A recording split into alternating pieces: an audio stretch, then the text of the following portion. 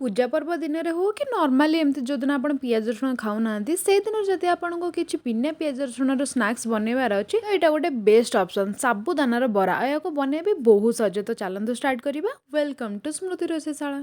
ଏଠି ମୁଁ ମୋ ଆବଶ୍ୟକ ଅନୁସାରେ ଯେତିକି ସାବୁଦାନା ଦରକାର ତାକୁ ମୁଁ 7ରୁ 8 ଘଣ୍ଟା ଭିଜେଇକି ଛାଡ଼ି ଦେଇଥିଲି। ସେ ବଢ଼ିଆ ସେ ଫୁଲି ଯାଇଛି। ତାପରେ ତାକୁ ଏମିତି ଆମେ ଛାଣି ନେବା ଯାହାଫଳରେ ଯାହା ବି ଏକ୍ସଟ୍ରା ପାଣି ଥିବ ନା ସେ ବାହାରିଯିବ। ଏଥିରେ ଆଡ଼୍ କରିବା କଟା ହେଇଥିବା ଧନିଆ ପତ୍ର ଆଉ ଲଙ୍କା ଆଉ ଟିକେ ଭଜା ବାଦାମକୁ ଏମିତି ହାଲକା ଟିକେ ଗୁଣ୍ଡ କରିକି ଆଡ଼୍ କରିବା। ଜିରା ଆଡ଼୍ କରିବା ଆଉ ସ୍ୱାଦ ଅନୁସାରେ ଲୁଣ ଆଉ ଟିକେ ଲେମ୍ବୁ ଆଡ଼୍ କରିବା ଯାହାଫଳରେ ଏକ୍ସଟ୍ରା ତେଲ ସୋକ୍ କରିବନି ଛାଣିଲା ବେଳେ। ଆଳୁ ଟିକେ ଦେଇକି ଯଦି ଆବଶ୍ୟକ ହୁଏ ପାଣି ଟିକେ ଦିଅନ୍ତୁ, ନାହିଁ ତ ଏଥିରେ ପାଣି ଆବଶ୍ୟକ ହୁଏନି। ଏମିତି ତାକୁ ଗୋଟେ ଟାଇଟ୍ ଭଳିଆ ଚକଟି ନିଅନ୍ତୁ। ଚକଟି ସାରିଲା ପରେ ଛୋଟ ଛୋଟ ବଲ୍ ବନେଇକି ତାକୁ ହାଲକା ଟିକେ ହାତରେ ପ୍ରେସ୍ କରି ନେବା। ମିଡ଼ିୟମ୍ ହଟ୍ ଅଏଲ୍ରେ ୟାକୁ ଦି ସାଇଡ଼୍ ବ୍ରାଉନ୍ ହେଲା ଯାଏଁ ଛାଣି ନେବା। ଇଏ ମ୍ୟାକ୍ସିମମ୍ 5ରୁ 6 ମିନିଟ୍ ହିଁ ଲାଗିଥାଏ। ଆଠୁ ଅଧିକ ଆକୁ କରିବେନି କାହିଁକିନା ବହୁତ ଜଲ୍ଦି ଯେହେତୁ ହେଇଯାଏ ନା ଦିପଟ ସାଇଡ଼୍ ପୁଣି ପୋଡ଼ିଯିବ।